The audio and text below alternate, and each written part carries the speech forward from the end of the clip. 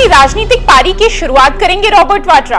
क्यों विवादों से है रॉबर्ट का पुराना नाता? क्या है उनकी कुल संपत्ति? गांधी परिवार के दामाद को क्यों है अमेठी की सीट में इतनी दिलचस्पी? नमस्कार, मैं हूं हिमानी और आप देख रहे हैं इंस्टाफीड। बीते गुरुवार को वो हुआ जिसका इंतजार सिर्फ अमेठी की जनता ही नहीं बल्कि पूरा देश कर रहा था। कांग्रेस की जनरल सेक्रेटरी प्रियंका गांधी के पति और मशहूर इंडस्ट्रियलिस्ट रॉबर्ट वाड्रा ने उत्तर प्रदेश की अमेठी सीट से लोकसभा चुनाव लड़ने में दिलचस्पी दिखाई है। कभी उनके साले राहुल गांधी का गढ़ रही अमेठी को 2019 में स्मृति ईरानी ने अपना बना लिया था। अब वाड्रा का कहना है कि अमेठी की जनता ईरानी से नाखुश है और इसलिए अगर वो चुनावी अखाड़े में उतरे तो पहला दांव अमेठी ही होगा। ये पहली बार नहीं है जब रॉबर्ट ने अपनी राजनीतिक पारी की बात कही हो। अप्रैल 2022 में भी वो अमेठी और मंदिरों के दर्शन के दौरान राजनेता बनने की इच्छा जाहिर कर चुके हैं और एक सुघड़ नेता की तरह सीधे सीधे सवाल का गोलमोल जवाब देना भी बखूबी जानते हैं। कुछ भी पूछे जाने पर उन्होंने बस इतना ही कहा, हर कोई मुझे कई जगहों से चुनाव लड़वाना चाहता है, लेकिन मैं हमेशा से स्पष्ट रहा हूँ कि मैं सही समय पर ही कोई फैसला लूंगा। मैंने बहुत कुछ सीख कर राजनीति में एक जगह कमाई है। फिलहाल अपने इस बयान से सुर्खियों में आए रॉबर्ट वाड्रा की निजी जिंदगी भी कई उतार चढ़ाव से भरी रही है। आज की इस रिपोर्ट में हम आपको बताने वाले हैं कांग्रेस के इस उभरते नामी गिरामी चेहरे के बारे में।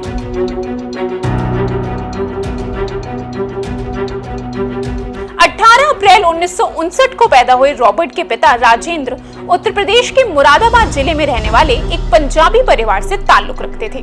वहीं उनकी मां मॉरीन एंग्लो इंडियन है और मूल रूप से स्कॉटलैंड की रहने वाली हैं। आपको बता दें कि रॉबर्ट वाड्रा ने सिर्फ हाई स्कूल तक ही पढ़ाई की है। विवादों से गहरा नाता रखने वाले वाड्रा ने 2002 में एक प्रिंट न्यूज़पेपर में नोटिस जारी करके अपने ही परिवार पर नेहरू गांधी परिवार के गलत इस्तेमाल का आरोप लगाते हुए अपने पिता और भाई से दूरी बना ली थी। आर्टिक्स नाम की हैंडीक्राफ्ट्स फर्म से अपने बिजनेस की शुरुआत करने वाले रॉबर्ट ने अपने बिजनेस को रियल एस्टेट, हॉस्पिटैलिटी और चार्टर एयरक्राफ्ट जैसे कई सेक्टर्स में एक्सपैंड कर दिया। जानकारी के लिए बता दी कि रियल एस्टेट बिजनेस में DLF ग्रुप उनका पार्टनर है। फिलहाल 2023 की एक रिपोर्ट के मुताबिक वाड्रा की कुल संपत्ति 17,250 करोड़ रुपए है। 2019 में अपने 50वें जन्मदिन पर उन्होंने कहा था कि 2 से 3 साल बाद वो राजनीति में सक्रिय हो सकते हैं। यही नहीं बल्कि NDTV चैनल के साथ हुए एक एक्सक्लूसिव इंटरव्यू में उन्होंने साफ साफ कहा था, मैं इस लेगेसी की बहुत इज्जत करता हूँ। सिर्फ इस परिवार का हिस्सा होना मुझे एक इम्पोर्टेंट पर्सनैलिटी नहीं बनाता और मुझे इसे कमाना पड़ेगा। मेरी माँ ने मुझे यही सिखाया है। ऐसे में उनका ये बयान आग में घी का काम कर रहा है।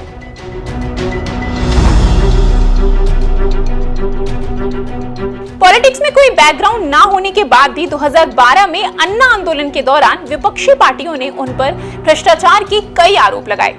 इससे पहले भी 2011 में दिल्ली के वर्तमान मुख्यमंत्री अरविंद केजरीवाल ने वाड्रा पर 65 करोड़ का इंटरेस्ट फ्री लोन लेने का आरोप लगाया था। साथ ही DLF ग्रुप के साथ पॉलिटिकल फेवर्स के बदले हेवी लैंड बार्गेन्स लेने की बातें भी निकल कर आई थी। हालांकि DLF के अनुसार वो वाड्रा के साथ एक प्राइवेट एंटरप्रेन्योर के तौर पर डील कर रहे थे और लोन बिजनेस एडवांस था, जो ट्रेड प्रैक्टिस के हिसाब से वाड्रा से खरीदी गई जमीन के लिए पेमेंट के तौर पर था। वहीं DLF ने ये बात भी साफ कर दी कि कंपनी ने उन्हें जमीन कम रेट पर मुहैया नहीं कराई थी। कॉर्पोरेशन बैंक ने भी इस अमाउंट की ओवरड्राफ्ट फैसिलिटी दिए जाने की बात को सिरे से नकार दिया। कई साल से भ्रष्टाचार के आरोप वाड्रा का पीछा करते रहे हैं। 2019 में राजस्थान हाईकोर्ट में रॉबर्ट वाड्रा और उनकी मां मॉरीन की पेशी हुई थी। दरअसल ये केस 2015 में बीकानेर के कोलायत एरिया में हुए भूमि के अवैध लेन देन को लेकर था। उनकी कंपनी स्काईलाइट हॉस्पिटैलिटी पर भी ये आरोप है कि उन्होंने राजस्थान सरकार के साथ मिलकर 59 एकड़ की जमीन कम दामों में खरीदकर काफी ज्यादा पैसों पर बेच दी थी। 26 दिसंबर 2023 को एनफोर्समेंट डायरेक्टोरेट ने भी पहली बार सीधे सीधे रॉबर्ट वाड्रा के नाम ये आरोप लगाया कि वो कथित बिचौलिया संजय भंडारी के खिलाफ चल रहे मनी लॉन्ड्रिंग केस में अपराध के पैसों से खरीदे गए लंदन के 12 ब्रैंस्टन स्क्वायर में रहे और उसे रेनोवेट भी कराया। दरअसल ईडी ने अपनी फ्रेश चार्जशीट में वाड्रा के क्लोज एसोसिएट कहे जाने वाले UAE में बेस्ड NRI बिजनेसमैन चेरुवतुर चकुट्टी थम्पी के खिलाफ रिपोर्ट दर्ज की थी, जो फिलहाल बेल पर हैं। रिपोर्ट के मुताबिक वाड्रा और CC थम्पी ने फरीदाबाद में जमीन का एक बहुत बड़ा हिस्सा खरीदा और एक दूसरे के साथ पैसों का लेन देन भी किया। हालांकि ईडी से पूछताछ में वाड्रा ने किसी भी अवैध खरीद फरोख्त से साफ इनकार कर दिया था।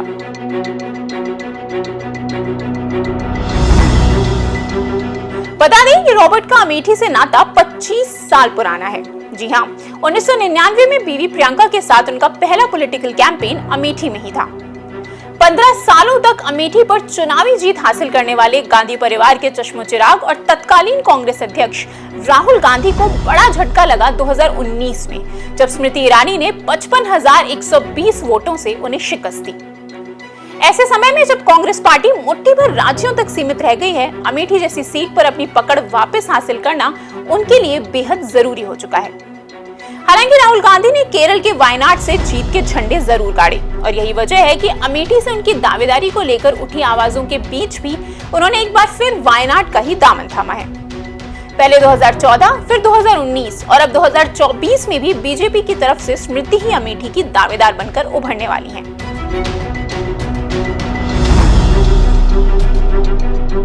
फिलहाल अमेठी पर राहुल की दावेदारी को लेकर शक के बादल घिरे हुए हैं। पूर्व कांग्रेस अध्यक्ष सोनिया गांधी ने भी 20 फरवरी को निर्विरोध राजस्थान से राज्यसभा के लिए चुने जाने के बाद खुद को इस समीकरण से अलग कर लिया है।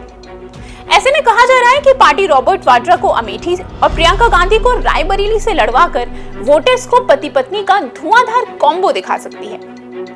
कयास तो ये भी लगाए जा रहे हैं कि वाड्रा का ये कहना कि कई पार्टियां उन्हें अप्रोच कर चुकी हैं, इस बात की तरफ इशारा है कि कांग्रेस ना सही तो हो सकता है वो किसी और पार्टी की तरफ से चुनावी अखाड़े में दिखाई दे। कहने की जरूरत नहीं कि अगर ऐसा हुआ तो गांधी परिवार एक बार फिर सुर्खियों में आ जाएगा।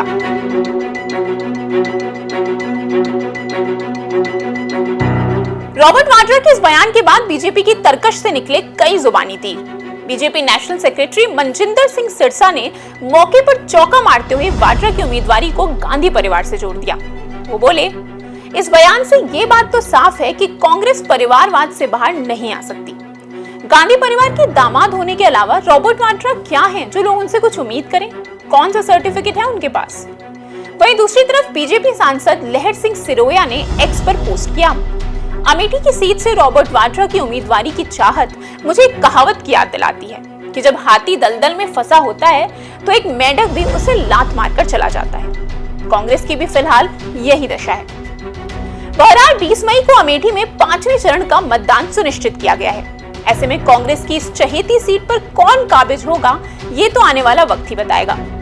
लेकिन जहां एक तरफ वाड्रा के इस बयान ने राजनीतिक गलियारों में सुगबुगाहट पैदा कर दी है, तो वहीं बीजेपी से पहले ही मोर्चा संभाल चुकी स्मृति ईरानी शायद अब राहुल की जगह रॉबर्ट वाड्रा पर कसने वाले तंजों की तैयारियों में हो।